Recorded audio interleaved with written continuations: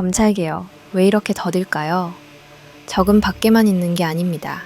최근 충격적인 이야기가 들려옵니다.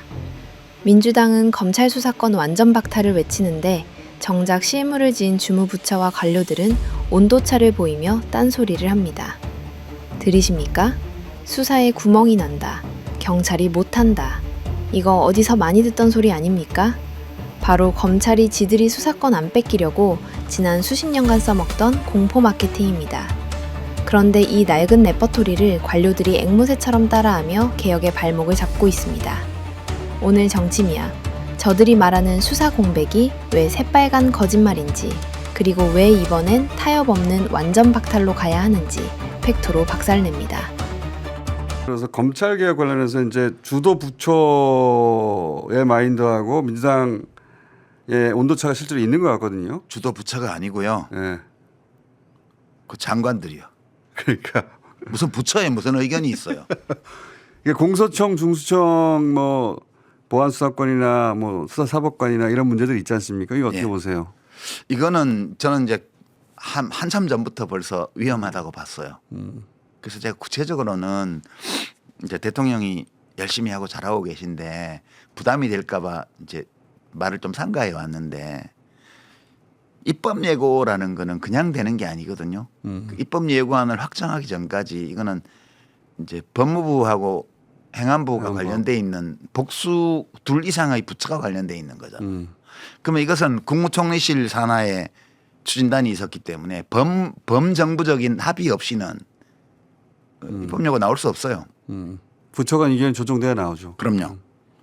그러니까 김민석 총리가 이거를 오케이 안 했는데 나왔다 그러면 이거는 정부 내에 무질서가 있다는 뜻이고요.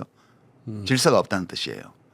총리가 이걸 알고 내보냈다면 총리가 해명을 하고 바로 잡아야 돼요. 그렇잖아요. 그렇죠. 책임 소재를 따지자면. 네. 제가 한미 FTA 한참 진행될 때 약가제도 변경하는 거 입법 예고하는 문제를 가지고 김현종 당시 통상교섭본부장하고 여러 차례 대통령 주재 회의에서 충돌했습니다. 공개적으로. 토론했죠. 토론. 보건복지부 장관 하실 때. 네. 그 결국은 그거는 총리실에서 개입해 가지고 조정해서 입법 예고 기간이라든가 입법 예고 시점이라든가 이런 거를 절충을 했거든요. 그 정도로 부처 간 의견이 있으면 정부 내에서 그 정리하는 절차가 있어야 돼요. 만약 그런 절차가 없다 그러면 정부에 심각한 문제가 있는 거예요. 정부 내에. 그것이 정상적으로 작동해서 그런 안이 입법 예고되었다면 전체적으로 이 정부의 핵심 인사들의 인식에 문제가 있는 거예요. 왜 그러냐 하면 저는 이제 이 얘기를 꼭 해주고 싶어요. 2003년 4월에 제가 보궐선거에서 당선이 됐는데, 국회의원 선거에. 네. 그때 제가 그 고양시에서 선거운동을 하러 다니면 민주당의 오랜 지지자들인 분들이 저한테 뭐라고 했냐면 악수하면서 당신은 찍어줄게. 그러나 노 대통령 그러면 안 돼. 이게 뭐 때문이었냐. 대북 송금 특검법을 수용한 것 때문에요. 그렇죠. 그러니까 저는 노무현 대통령이 그걸 수용하신 것이 논리적으로 법률적으로 하자 없다고 생각해요. 그냥 검찰이 무제한으로 들고 파는 거를 막기 위해서 한 면도 있고, 그다음에 통치 행위론으로 이거를 거부권을 발동하기 어려웠어요. 왜냐하면 김대중 대통령은 모르셨던 일이기 때문에. 그래서 DJ 시절의 대북 송금을 얘기하는 겁니다. 예, 저 1차 남북 정상회담 때 그 현대 쪽에서 이제 돈 보낸 게 문제가 된 거죠. 결국은 논리적으로 법리적으로는 옳은 판단이었어요.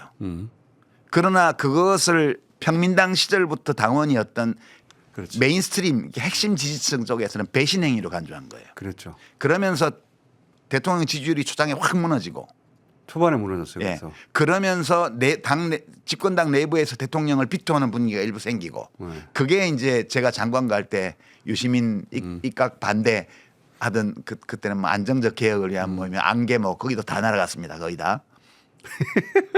백바지 입고 들어가셨을 예. 때. 그렇게 되면서 결국 탄핵으로 이어지거든요. 야당이 만만하게 보고 지지율이 낮으니까.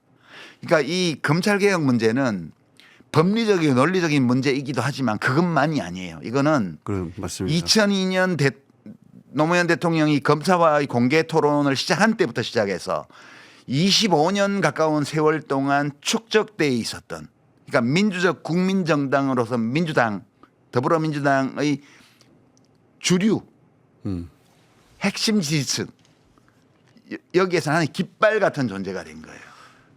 어쨌든 100% 동의합니다. 이거를 만약 그 수사기소 분리라는 이 대원칙을 철저하게 실현하기 위해서 제도 변화를 했다가 일부 부작용이 생기잖아요.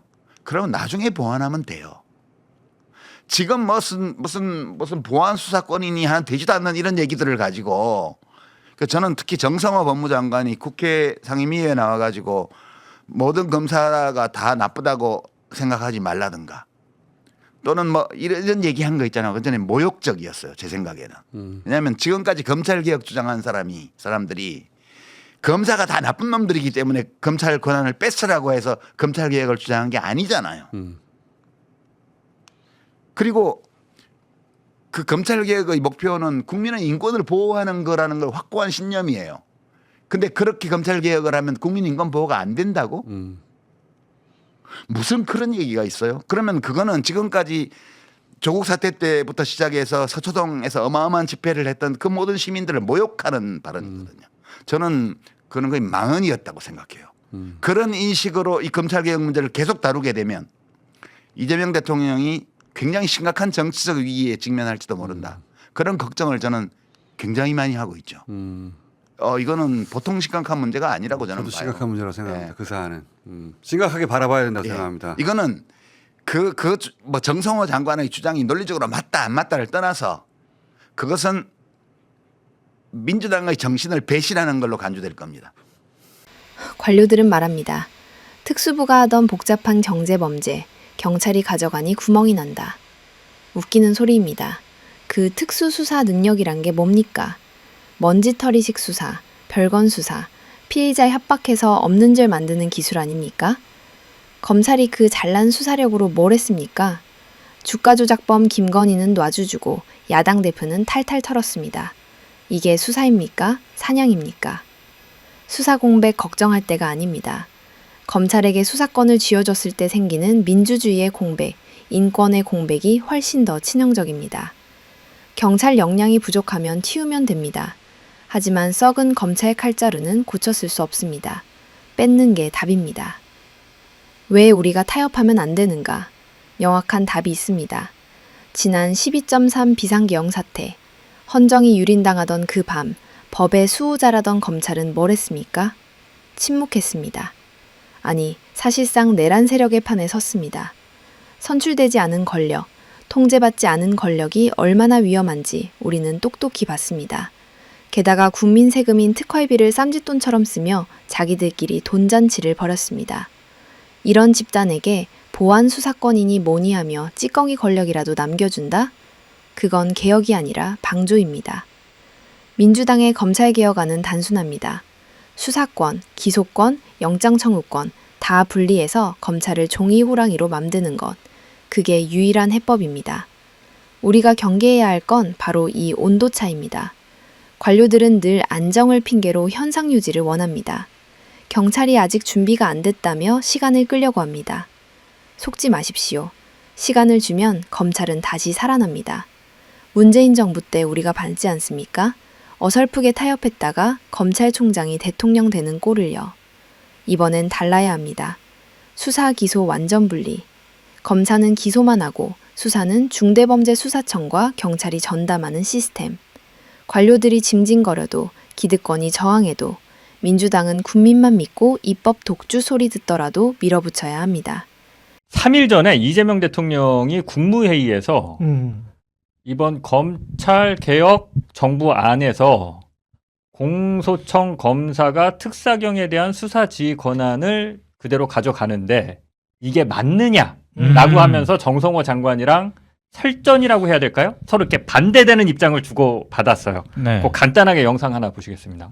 법무부는 어쨌든 이거는 비전문가들이 수사를 하는 거니까 검찰의 통제를 받아야 된다고 하는데 저는 좀 생각이 죄송하긴 한데 수사 경찰관이 경찰도 어차피 비전문 그런 식의 시각이면 비전문가이긴 마찬가지인데 최초 단계부터 법률 전문가의 어떤 지휘를 받지 않게 되면 또 조언을 받지 않게 되면은 증거 수집 단계부터 문제가 되고요.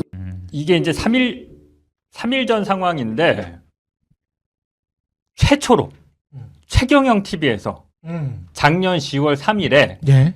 요 특사경 문제를 제가 얘기합니다. 아, 그랬다. 검사가 그랬다. 예. 검사가 특사경에 대한 수사 지휘 권한 계속 가져갈 거라고 제가 예언을 해요. 최경영 TV에서 최초로 작년 10월 3일입니다. 그때 영상 짧게 볼게요. 지금 각 부처 지자체마다 특사경이 있거든요. 특사경. 있죠. 예. 특사경 지휘 권한은 여전히 남아 있대요. 그래서 검사들이 앞으로 적극적으로 이제 수사권, 경찰을 통한 수사권을 뺏겼으니까 앞으로 적극적으로 각 부처나 지자체로 파견을 가서 지금도 갑니다. 근데 앞으로 적극적으로 더 파견을 가서 특사경들을 지휘하면서 하고 싶은 수사들을 하자. 이런 분위기가 있대요. 그러면 되는 거 아니냐. 그렇게 도파구를 마련할 수 있는 거 아니냐. 근데 그 핵심은 법무부를 그러면 장악을 해야 돼요. 그렇지. 검사들이. 검찰의 그 생각이나 기획을 읽고 누군가가 저한테 제보를 해준 거지. 근데 맞는 얘기야, 제가 보니까. 그러네. 그래서 작년 10월에도 얘기를 했고, 특히 정부안이 나온 다음에 맞는 거예요. 계속 똑같아? 홍서천 검사가 10월에 예언한 대로 그대로 그 특사경에 대한 수사지휘 권한을 갖고 있다라고 해서 그 이후에도 또 최경영 TV 와서 제가 저 얘기를 했거든요. 한 2, 3주 전에 했을 겁니다. 맞아요. 네. 근데 되게 특이하게 이 얘기를 저밖에 안 했어요. 이게 중요한 문제인데 그러네. 다른 로스쿨 교수나 법조인들이 특사경 얘기를 안 하더라고요. 이게 사실 중요한 얘기인데. 근데 저는 정부 부처에 다 파견 나가서 수사지휘 해버리면 우리나라 국민들이 관련된 것, 아니 우리나라 국민들뿐만이 아니고 하여간 관련된 사건들 모두 중요한 사건들은 다 수사지휘 한다는 이야기예요. 그렇죠. 그러니까 약간 이제 정성호 장관은 나도 저거를 최근에 나온 국무회의를 보면서 정성호 장관은 검사의 그 위치를 옛날 조선시대의 산업공상에서 사로 보는 거고 맞습니다. 나머지 모든 찌끄레기들은 찌끄레기. 저까지 포함해서 찌끄레기들은 농 이하로 보는 거구나. 그렇죠. 뭘 알아. 예. 우리가 양이- 감독해야지. 예, 양인이나 뭐 이쪽으로 보는 거구나. 그러니까 경찰이나 뭐 이런 애들은 양인. 그죠? 양인이고 본인들은 선비. 그래서 본인들이 다 지휘를 해야 돼. 그러니까 문관이 옛날에 이제 고려시대 때 문관이 막 잡았을 때가 있잖아요. 문관이 완전히 잡고 그 무관이 이제 정중부에 난 뭐 이런 거 일으키고 해가지고 뭐 막 이렇게 다 이렇게 막 난리 나고 그래가지고 고려가 막 흔들거리고 그러잖아요. 약간 그 산업공상의 이 한 천년의 전통이 이게 박혀 있는 느낌이 강해. 그러니까 사실 강해. 그 40패스 한 사람들, 특히 변호사들이 진짜 그 얘기 많이 해요. 저는 이해는 합니다. 의뢰인 데리고 경찰 가서 조사받을 때 창피하다 이거예요. 경찰들이 너무 못한다. 근데 검찰 가서 수사받으면 그래도 좀 낫다. 대화도 되고 법도 알고. 이런 얘기 변호사들이 진짜 많이 합니다. 그러면서 수사권 조정, 있을 수 있지. 근데 그게 진짜 뿌리 깊어요. 그 편견이.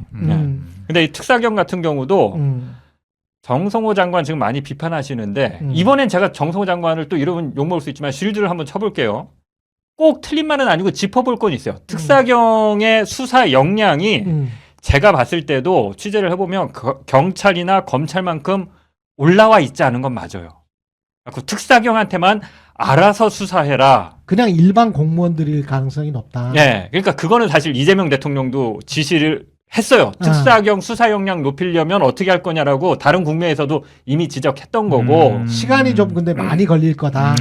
그러니까 그러니까 역량을 높이려면 시간이 많이 걸려. 그렇죠. 근데 정성호 장관의 어떤 그런 불안도 이해하는데 문제는 검사들이 사실상의 수사권을 갖게 되면 검찰 개혁을 사실상 이거 무력화되는 조치라고 저는 그러네. 보거든요.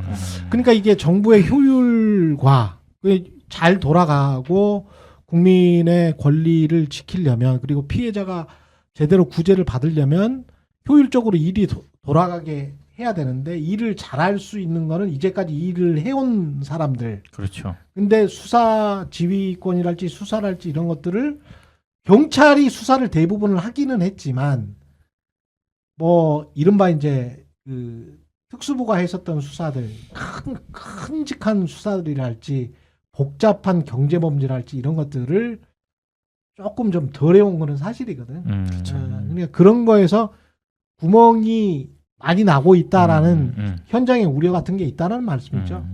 예. 참 이게 쉽지가 않다. 아유, 쉬운 이게- 거였으면 벌써 했죠. 이게 개혁이라는 게 정말 그럼요. 쉽지가 않아. 예. 예.